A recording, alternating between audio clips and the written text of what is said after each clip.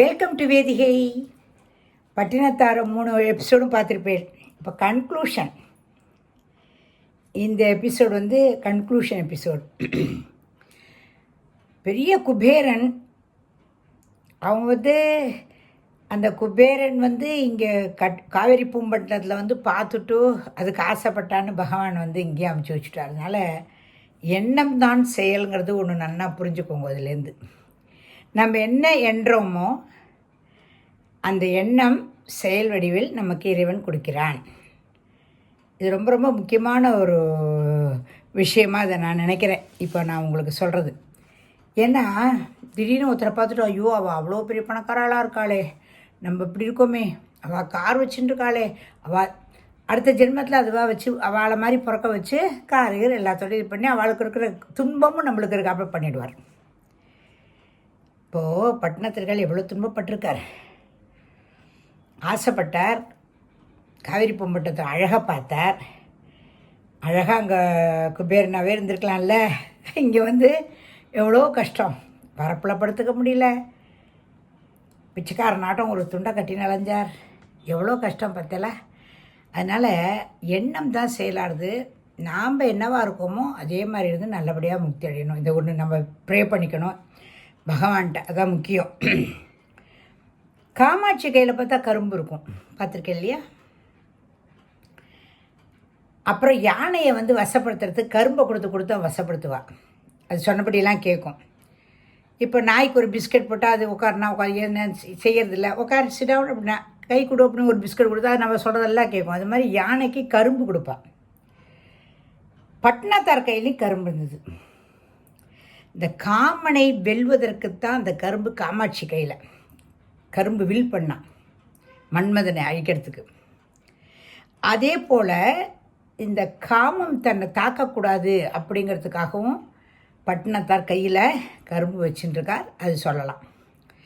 ஆனால் இவர் வந்து இப்படி போயிட்டே இருக்கிறபோது ஒரு நாளைக்கு என்னடா இந்த ஊத்த குழுக்கி அதை எத்தனை நாளைக்கு உணவு போட்டு நம்ம காப்பாற்றணும் இந்த உடம்பை, எனக்கு முக்தி கிடைக்காதா, எப்போ முக்தி கிடைக்கும் இறைவான்னு வேண்டார். அப்போ சொல்கிற ஒரு அசரீரி வாக்கு வருது, ஒற்றியூருக்கு வா, பேய்க்கரும்பை சாப்பிடு, அப்போ அது எப்போ இனிக்கிறதோ அப்போ உனக்கு முக்தி. அவ்வளோதான் விஷயம். அதுதான் அவர் ஒவ்வொரு இடத்தா கரும்பெல்லாம் பார்க்குறாள். எப்பவுமே அடிக்கரும்பு தான் இனிக்கும். நம்ம கேள்விப்பட்டிருக்கோம், நுனிக்கரும்பை வெட்டி போட்டுருவோம், தூக்கி போட்டுருவோம். ஆனால் அந்த நுனிக்கரும்பு அந்த ஒற்றியூருக்கு வந்தபோது அவர் சாப்பிட்றம்போது இனிக்கிறது. ஆகா, நம்மளுக்கு முக்தி இந்த இடத்துல தானே, அங்கேயே ஜீவ சமாதி ஆயிடுறார். அப்புறம் இவருடைய சொத்து பத்து எல்லாமே கணக்கு பிள்ளையை பார்த்துக்க சொல்லிட்டு வந்துடுறார் இல்லையா, நீ பார்த்துக்கப்பான்னு சொல்லிட்டு வந்துடுறார். ஆனால் அங்கே ஊரில் இருக்கவெல்லாம் திருவெண்காடரை வந்து ஏமாற்றி கணக்கு பிள்ளை வந்து எல்லாத்தையும் சாப்பிட்டுட்டான், எல்லாத்தையும் செய்கிறார் அப்படின்னு சொல்லிட்டு அவர் கொண்டு போய் சிறையில் போட்டுவிட்றான். அப்போ வந்து இவர் ஒவ்வொரு இடமா வரும்போது திருவெண்காடுக்கு வரும்போது அங்கே வந்து இவ 2 பேரும் யார் பார்க்குறான்னா சேந்தனாங்கிற கணக்கு பிள்ளை.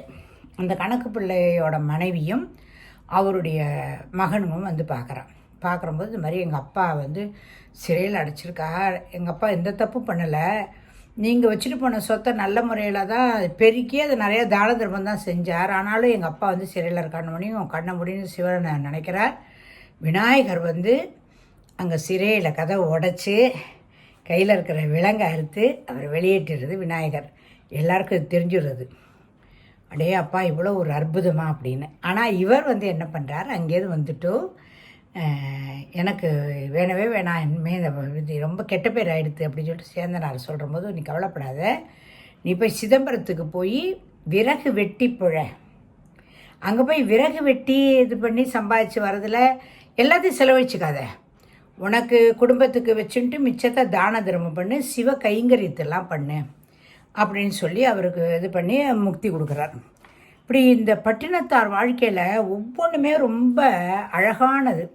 அவர் சொல்கிறார், கல்லா பிழையும் கருதா பிழையும் கசிந்துருகி, நில்லா பிழையும் நினையா பிழையும் நின் 5 எழுத்தை, நமச்சிவாயங்கிற அந்த 5 எழுத்தை சொல்லா பிழையும், சொல்லலை போல இருக்கே, துதியா பிழையும் தொழா பிழையும் எல்லா பிழையும் பொருள்தருவாய் கச்சி ஏகாம்பனே கச்சி அம்பத்திருக்க ஏகாம்பனே கச்சி ஏகாம்பனே அப்படின்னு சொல்லிட்டு அவர் பாடுறார். என்ன சொல்கிறார்? கல்லா பிழையும், ஒரு தப்பு செய்யலை, ஒரு தப்பா 2 தப்பா, என்ன தப்பு நான் செய்யலை, அறநூல்களை படியாமல் போகங்களை மூழ்கி இருந்துட்டேன். அதுக்கப்புறம் இறுதி காலத்தில் என்ன நேரமோ என்று சிந்திக்கவும் மறந்துட்டேன். ஒரு நாளாவது உன் சன்னதியில் நின்று உருகி கிடக்கலை. இத்தனைக்கும் அவர் சிவபக்தர். அவ்வளோ வேலைக்கு நடுவில் கூட உன்னை நினைக்க தவறிட்டேன். நமச்சிவாயான்னு சொல்லி கொண்டிருந்தாலே இத்தனை துன்பம் என்னை சூழ்ந்திருக்காதேப்பா, இவ்வளோ துன்பம் நான் பட்டிருக்கேனே இப்போது அப்படின்னு சொல்லிட்டு எல்லா தவறையும் பொறுத்தருள வேண்டும் அப்படின்னு சொல்லிட்டு சொல்கிறார். இன்னும் ரொம்ப ஒரு அருமையான பாட்டு, ரொம்ப அருமையான இருக்கும் அது. அன்னை எத்தனை அன்னையோ. இந்த பிறப்பில் இப்போது ஒரு அம்மா, ஆனால் இதுக்கு முன்னாடி எத்தனை அன்னை நம்மளுக்கு வந்திருக்காளோ தெரியாது. ஒவ்வொரு பிறப்புலையும் அப்பன் எத்தனை அப்பனும், பின்னை எத்தனை பெண்டிரோ, எத்தனை பொண்டாட்டியோ, பிள்ளை எத்தனை பிள்ளையோ, எத்தனை பிள்ளை பத்திருக்கேனோ தெரியாது.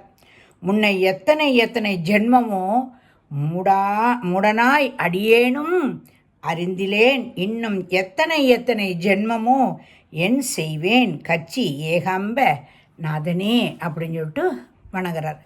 ஸோ நம்ம ஒரு பிறவி நினச்சிட்டு இருக்கோம். புனரபி ஜனனம் புனரபி மரணம், பிறந்து மீண்டும் பிறந்து இப்படியே தான் நம்மளுடைய லைஃப் ஆனது போயின்னு இருக்கு. ஆனால் எல்லாத்தையும் விட முக்தி வேணும், இந்த பிறப்பே வேண்டாம், பிறவாமை வேண்டும் அப்படின்னு வேணா ஓம் நமச்சிவாயா என்ற அந்த அந்த 5 எழுத்து மந்திரத்தை இடைவிடாது நாம் ஓதிக்கொண்டிருந்தோமானால் நிச்சயமாக நமக்கு மறுபிறவி இல்லாமல் நல்லபடியாக முக்தி கிடைக்கும் என்று சொல்கிறேன். ஹரஹர நம பார்வதி பதையே, ஹரஹர மகாதேவா. தென்னாட்டுடைய சிவனே போற்றி, எந்நாட்டவருக்கும் இறைவா போற்றி. கோவிலில் சொல்லுவா கூட, நம்ம சொல்லலாம், தப்பு கிடையாது. நம்ம சொன்னாதான் அப்போயாவது கொஞ்சம் ஒரு நிமிஷமாவது அந்த வாயில் வரட்டுமே, நல்லது இல்லையா? உண்டு தானே. அதனால் எங்கெங்கே நல்ல விஷயங்கள் நடக்கிறதோ அந்த நல்ல விஷயங்களை நம் காது கேட்க வேண்டும். சின்ன 2 காது எதுக்கு? நல்ல விஷயங்களை கேட்க. சின்ன குட்டி வாய் எதற்கு? நல்ல விஷயங்களை சொல்ல. 2 கண்ணு எதுக்கு? நல்ல விஷயங்களை பார்ப்பதற்கு. மூக்கு எதுக்கு? சுவாசத்தோடு நல்லதை நுகர்வதற்கு. இப்படி ஒவ்வொன்றுமே நல்லதை நினைக்கிறதுக்கு. கை எதுக்கு? தான தர்மங்கள் செய்வதற்கு.